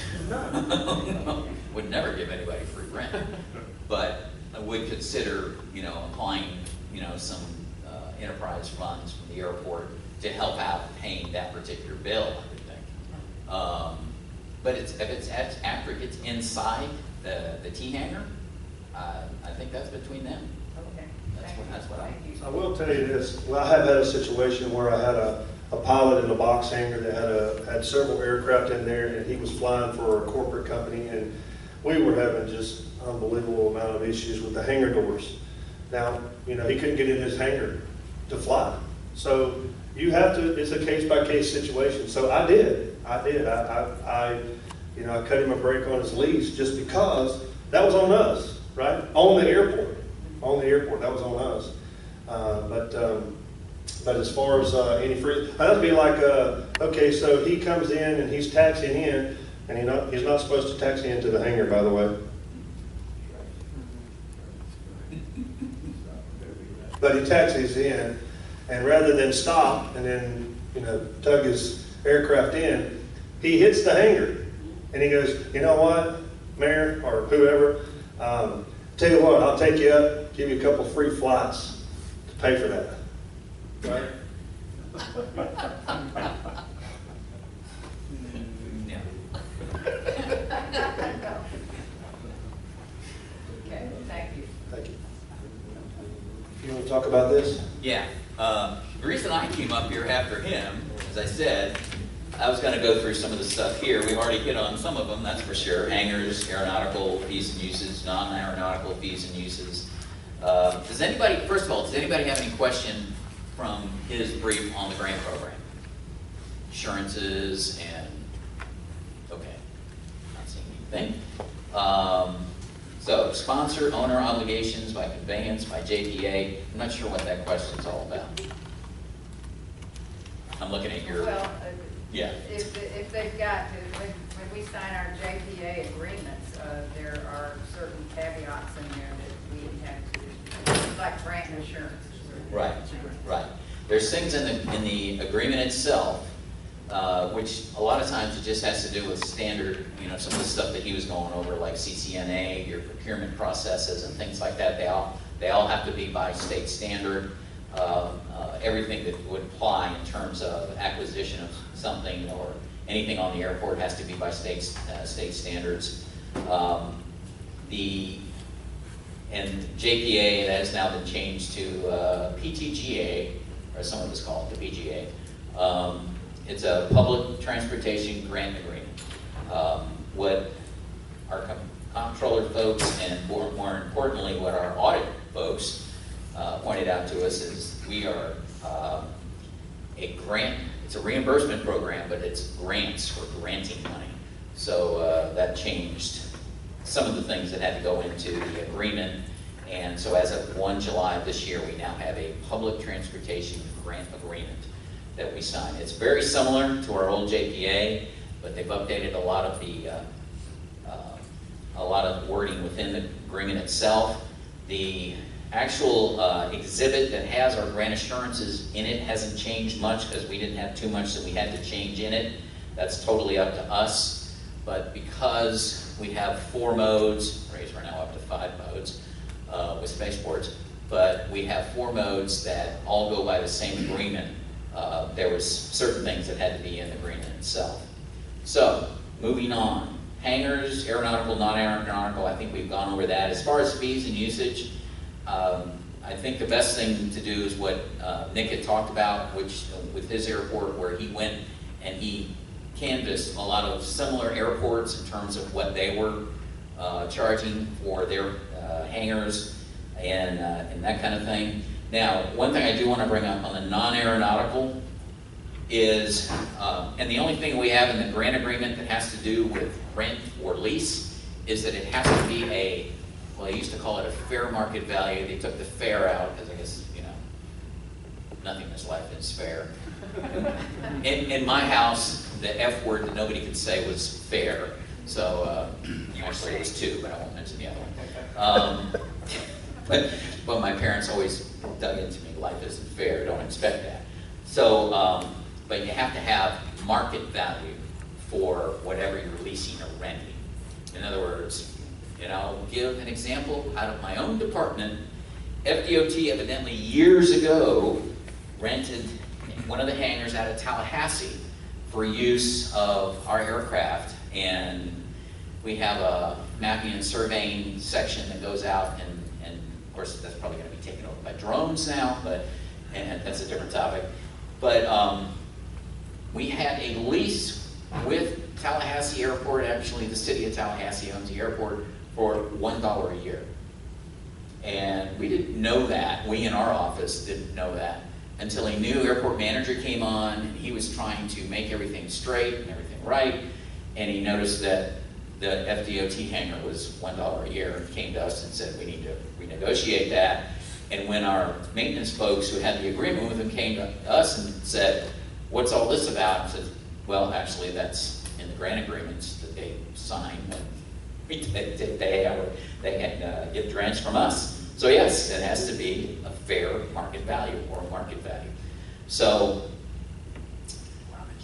yeah, it has to be a market value. Now, how do you determine that? That's where you call around, call similar airports in your area, find out what they're charging, and then, you know, kind of work that out at your level.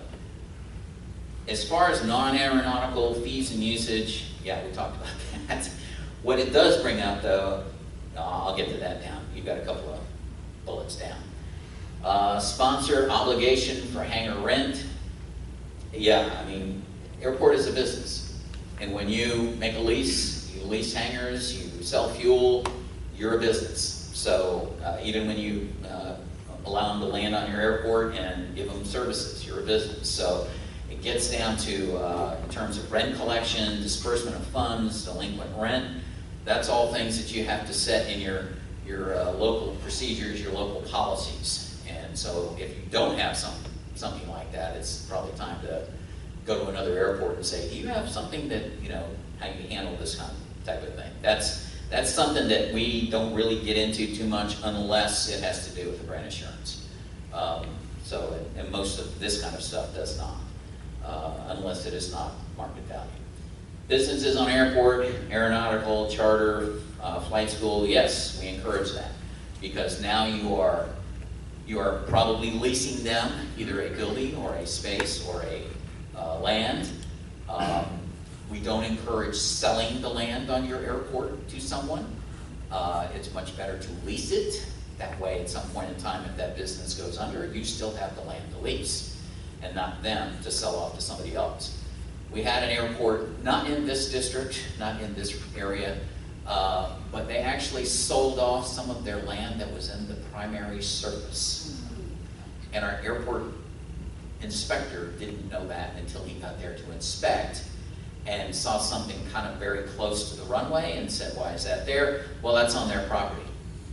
Why is that their property? Well, we were trying to get money for the airport, so we sold that land off. Since then, they have bought the land back. So especially if you're looking at getting approaches, you're making sure that you meet standards for the inspectors. Don't sell off your primary surface, please. But yeah, all of these things are encouraged at airports, flight schools, obviously making agreements with them in terms of if they're going to be selling fuel, and if they're selling fuel, the airport gets a certain amount of the fuel charge. Non-aeronautical. This is what came up when we were talking about it earlier in my mind. Yes, sir. In order to encourage economic development around the airport area, and so forth, is it permissible to lease some land to have a contractor come in and put down a pad and create a storage building or something like that? Non-aviation use? Yeah. That's okay. That's okay, but you have to keep in mind, when you do your master plan, you're going to show where the land is that you own, okay? And as part of that, you're going to designate probably most of it as aeronautical use, but you can designate a certain part of it, like for future use in the master plan, as non-aeronautical use. As long as you're doing that on a non-aeronautical use land portion, that's fine. But that's the thing that a lot of people forget. And we've had airports that said, hey, we want to put this there. We actually had one that said they wanted to put their EOC on the airport, but it was non-aeronautical. We said, then it has to be on no, this is aeronautical, because if the plane crashed on the airport, the EOC would respond. It's like, yeah, that's kind of stretching the point a little bit. So you need to make sure any non-aeronautical use, i.e. if it's not a flight school, if it's not a flight provider of some type, if it's not like a building, like a terminal building or something, which is aeronautical use. If it's just this flat storage, not aeronautical, then non-aeronautical, then yes, it has to be on that portion of land on your airport that you've designated as non-aeronautical. So we have to go back and take a look at our master plan and see what areas. Exactly. Okay. Yeah. We'll do that. And you can, at any point in time, you can change that. I mean, if something comes up and you realize we're never going to use this piece of land that we said was going to be aeronautical for non-aeronautical, it's not in the way of any of our approaches or anything else, you can change that. It can be a pen and ink change to your ALP that you want to change your ALP, and you just have them make up a new ALP that shows that portion as non-aeronautical. Has to be approved by the FAA, but yeah, that's doable. You might want to make sure, this is back before you get to that point, that you have reversionary clauses in there, that, if you're doing a ground lease agreement with someone, that they understand that, because I've seen situations at other airports where they, an airport may give a ground lease to a tenant, and, it just gets aired and aired and aired through, descendants of what have you. And it can cause some issues on the airport. That was a good Q&A, because I have had general public ask me, since you have so much land out at the airport, can't we have some space and build ourselves a storage shed so that we can store things? Right. So if we had the space at the airport, we're very limited at the Yeah. airport. We'd have to put that in our master plan. Yeah, to get it approved. and designated that like a non-aeronautical or like an industrial park or something of that nature, where that kind of activity can occur and be in compliance. And remember, any land that is going to be needed for your primary surface, for approaches, so that nothing can be built there that has any vertical to it, would get in the way of the approach, those kind of things you need to keep as aeronautical use, okay? Because if you put in your master plan, you want to have an approach, sometime in the future, yeah, we're a little airport, but at some point we think we're going to grow, and we'd like to get like a non-precision approach out for this, runway 5. Then that approach path, you have to keep that clear, and part of that is keeping there's what they call there's two things. There's a runway safety area, which goes out a certain distance beyond the runway. It's like for overruns. and then you've got the runway protection zone. So both of those have to stay clear, so you need to make sure that you don't turn any of those. In other words, if it's off the end of the runway, don't build something out there. Don't let them have some non-aeronautical use off the end of the runways. Non-aeronautical use that I was going to talk about that we run into quite often here in the state is people wanting to do non-aeronautical events on the airport. They want to have like a car show or something like that on the airport, or a drag race. Not a show, a race. Nice big long runway, let's use it as a drag strip. Really? Okay, well, if it's abandoned, sure, there's plenty of, out here in the Panhandle, there's plenty of these abandoned airports. I know of one in Spencer over towards Pensacola. But for any non-aeronautical event you're going to have on your airport, or even if it's an aeronautical event, you have to go through both the district and the FAA. You have to put together a plan how you're going to keep the aeronautical events, like people landing and taking off on runways, and the event itself separate. Safety plan, security plan, there's a lot of different things that goes into an aeronautical and non-aeronautical events on your airport. Air show, okay? There's a lot that goes into an air show. That's why it's only some of the bigger airports that do that, because maybe they've done it before, they know what they have to go through, and they can get the big people in there like the Thunderbirds or the Blue Angels. But I'm talking something on a smaller scale that is going to impact your aeronautical areas on your airport. So that's something to keep in mind as well. And on that, please, sir. Yes, sir. When you say affect the aeronautical use, if you have an event that doesn't close the runways or anything like that, it doesn't really affect the aeronautical use, how much permitting and all we need to put there? Talk about static displays and stuff? Yeah. No, it's just a matter of showing, making a diagram and showing where you're going to have all this stuff. Okay. But this should be run through you guys and the FAA? And the FAA. Even that? Yeah. Yeah, we both have forms. Ours is kind of very similar to the FAA's, but we need to know that that's happening at your airport as well. Plan ahead on that. It'll take a while. Way ahead. Yes, you can. Yeah, don't wait until the week before. That won't happen. Ancillary storage buildings, private individuals and or nonprofits. I assume I've answered that question. As long as it's on non-aeronautical designated land on your airport that's in your ALP. Our outlook regarding through the fence operations. We don't like them. Well, here's the thing. When you say through the fence operations, and we've had a number of these at a number of airports here in Florida. One that's now a commercial airport, there was a GA airport at the time. It's not benefiting the airport to give somebody access to your airport and then not charge them a fee. Look at it this way. You let somebody take one of your hangars and rent that and had to charge them a certain amount, and they now have access directly to the airport, right? You have somebody right on the other side of the fence, literally.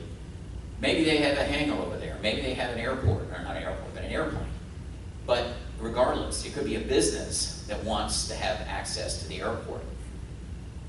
First of all, you now have a break in your fence system, your security system. And secondly, if you're not charging them an access fee, they have free access to your airport where you're charging these other people rent or lease fees. That's something both us and the FAA frown on. Now, we're aware of flying communities, that kind of thing. That's a whole different thing as far as we're concerned. However, there have been numerous cases in the state of Florida where there's a business literally right outside the fence that wants access, and they give them access. And then, say, our inspector, when he comes around, he sees the break in the fence and he sees the business on the other side. His first question is going to be, what's your access fee for these people having access to your airport? And if it's, well, it's one of the commissioners and he wanted to have access, I don't care who he is, what are you charging? That's not going to look good. And again, that may be something that, because you're providing access, free access to the airport, and it's going through your security fence, that's gonna be a big issue. So, yeah, no, we don't like through the fence operations. I know each through the fence operation is different, but we need to be aware of it so the district and the central office can take a look at it and let you know, yeah, this, if it's a plan, especially if it's something that's planned. You know, just like when you're getting ready to give a lease to somebody and it's something that you need some advice on, we look at it, we're gonna be asking the same thing. So that's, you know, through the fence operations is, I had never heard of it until I got to DOT. And then when somebody explained it to me, I said, why would they do that? And I've found many reasons why airport owners and sponsors do that. A lot of time it's political. But yeah, that's not something that the FDOT or the FAA look well on. Businesses, aeronautical, non-aeronautical, any other questions about that? Okay, and then airport access. Public access, yeah, I mean, since 9/11, security is a big issue at airports. So it's something that we want to make sure that all of our airports are secure. They even came up right after 9/11 with it was a whole committee that they put together called the SAFE Committee. It was Secure Airports for Florida's Economy, is what it stood for, SAFE. And it actually had a fuel source, or a funding source, and the funding source was the United We Stand license plates.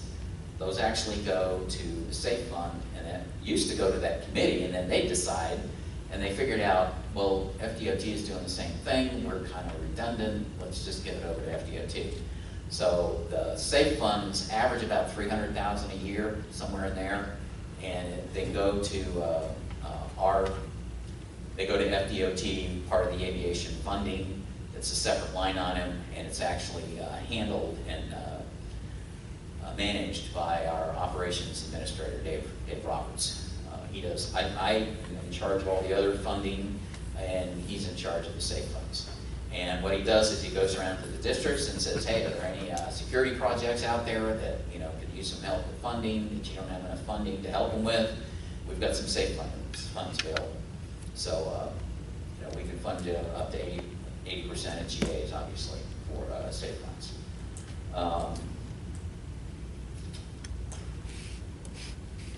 What's HAS? I know who TSA is.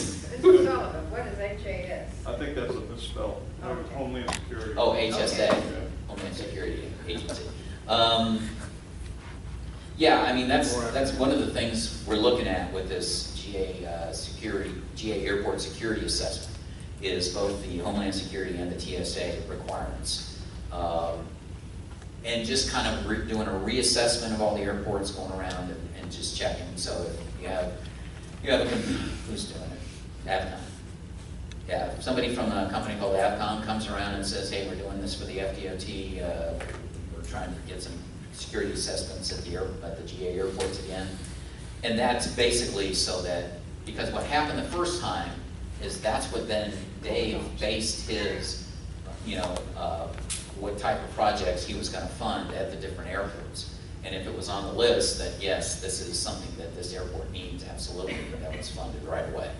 And if it was something that wasn't on the list, but it was a security project, then you might still fund it. But he used that assessment we did the last time to make sure that the airports are fixing what we told them they needed to fix for their security. So that's what we're doing again this time. So when they come around, show them everything. If you've got some security issue, point that out to them, and then that'll help you get on the list, with Dave's list at least, for funding. And of course, endorsement from the districts, that's always paramount for us. So, and that's where he gets the input from. Any other questions? Yes, sir. Andy, would you touch on 333 a little more? I know you've been all around it, Oh, golly. Craig Jones, I think this is the reason we're having this one, is Craig Jones came to the Apalachicola Regional Council and gave a presentation on 333. He's a whole lot better at it than I am, and I used to be a lawyer, but I can't give you legal advice kind of thing. Yeah, that's true. He used to be a lawyer, both with us for 15 years and DOT, and then prior to that. He also flew in Vietnam helicopters. He's very experienced. But in a nutshell, what 333 says is that if you have any airports or any airports are close to your jurisdiction, to your locality that you have, and there's like, I think it was 1,400 different letters they sent out to different agencies that have zoning authority. And they were kind of surprised at the amount you got back. What was the percentage we got back, Zach? Total responses, probably about 1,000 responses, of which 95% were, they don't have zoning authority over the airport land, so. Okay, all right. So, bottom line is that 333 has been in, the portion that got changed has been in place for about 40 or 50 years. It's been in place since I think the 40s. But what happened was about 6 or 7 years ago, maybe less than that, there was a push from the Florida Airports Council to put more teeth in 333. 333 has to, for those that don't know, 333 has to do with land use around airports and tall structures around airports, and what each local community should, owner of the airport should be doing in terms of that, whether it's zoning boards or whatever, and allowing, what's the term I'm looking for? Say again. Well, allowing encroachments, but also allowing people to have an exemption. And very, very few of the real main things about 333 changed, but there were some adjustments to it, and this was as a result of a couple of different meetings we had with airports. Believe it or not, realtors were in the room, other planners around the state. We had about 3 or 4 of these stakeholder meetings, and they finally came up with, here are the changes. And then it took us a few years to get it through the legislature. It went through back in 2016, and there were some changes. In the law, it says that if you have an airport in your jurisdiction, you are required to address it. And you notice it doesn't say you're required to have some zoning. It says you are required to address it. Okay? You can address it as simply as whatever's there is there, and from here on we will, take a look at it. However, this had been in place, and there was a requirement, and I think it was put in back in the 70s, that each locality that had an airport had to address it, had to put something down in writing, whether it's an ordinance or whatever. So that was redone, and that went out there, and Greg gives a very good presentation on it. And bottom line is that if you have an airport, there has to be something in your local ordinances that address the fact, if something tall is going to go around the airport, the land uses around the airport, that has to be addressed. So that's 333 in a nutshell. Okay. There's nothing that says that you have to do this or have to do that. The other thing is, and a lot of people are a little confused, there's nothing that gives us, FDOT or even the Aviation Office, enforcement authority. That has to go into a statute. That did not go into this statute. What it says is, once you get your ordinance written or rewritten, you have to send a copy to our office. All we're required to do is collect them. We're not required to judge that it meets the requirements or doesn't meet the requirements. We're just required to collect them, that's all. So that's 333 in a nutshell, at least from my perspective. Any other questions? Did I answer the question about 333 today? Okay. Yes, sir. This is aside from the airport, but somewhat related to landing and departures. There are several helipads here in our county. Do you see other ways of funding and supporting those to make them safer and more reliable related to this conversation? Well, we have, our operations folks actually are dealing with all the different helipads around the state right now. First thing I want to ask is, if it's a public use helipad, is it registered? Actually, if it's private, is it registered? It needs to be registered on our registration website, on our private airport, either private or public website. A lot of the helipads that we deal with are hospitals, you know, that kind of thing. And it's people that are dealing with it that don't have a clue about aviation, much less helipads. Secondly, it depends on who the sponsor is. And again, we fund capital improvement projects. So putting a helipad in, I know of 2 public use helipads here in Florida that are not physically located on an airport. An airport can have helipads on the airport. It just has to, that's part of their inspection, is to have the helipads inspected when the day comes around, if it's a public use airport. We have one down in downtown Fort Lauderdale, up on top of the building, and we have another one at the Miami, it's on Watson Island in Miami, going out to the cruise ships and stuff.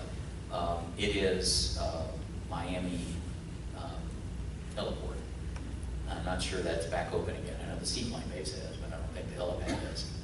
But they're trying to get that back open. We're having some issues down there in Miami, that's all I'll say. As far as funding them, if it's public use and it's by a public owner, then there's the possibility. Most of these are owned by private entities, i.e. a hospital or whatever, or it's a private use, like it's only for the hospital only, so it's private use. But the best thing to do, I would say, is to call Alice Lambert in our office. Just call 850-414-4500 and ask for Alice Lambert in the aviation section. I don't know her number right off the top of my head. I want to say 4503, but I'm not sure. And just ask her about that. You know, first of all, she's probably going to ask you what the names of them are, and she's going to look them up and see if they're registered. But they do need to be registered before anything else happens. Anything else? I don't want to keep people through lunch. Yes, ma'am. I hope this is not a dumb question. No such thing as a dumb question. Go ahead. Wakulla County, the current owner of the county airport, has initiated the proceedings to transfer the airport to an airport authority. They have Right. defined the boundary of the airport area as including the runway and the adjacent flying community. Who has control over the zoning beyond the runway? Would that still Beyond be the the runway? county? I'm sorry. Unless the authority is been given zoning authority, it would be the county. That was my understanding. So they are still responsible for Chapter 333. Correct. Correct. Because they have an airport in their county. Thank you. Would they not also be subject to through the fence?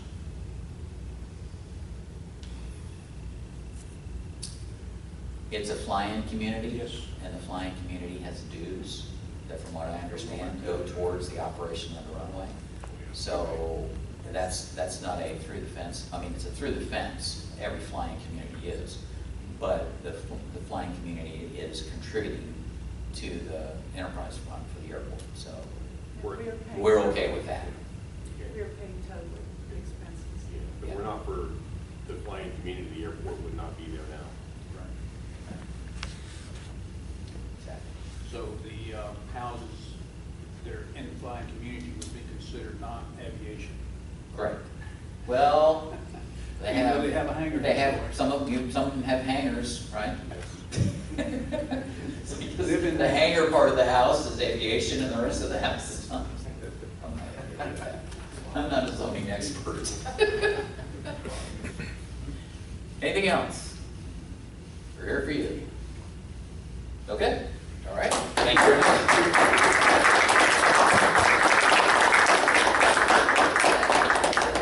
Okay.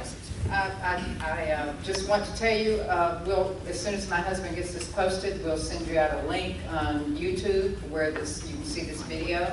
And I'll circulate to all of you all the PowerPoint as soon as they send that to me. I've got your email addresses where you signed in. We're going to go to Fisherman's Wife and eat, some of us, if any of you all want to join in. And be sure to pick up your Florida Aviation 2018 Project Handbook. And I want to thank Mr. Andy Keith and Mr. Nick Harwell for putting together this presentation, taking the time to come down here. And thank the FDOT Aviation and Spaceports for providing this public educational outreach. We really appreciate your time and efforts. And thank you to Mr. Smith as well. Okay, thank you all for coming. Thank you.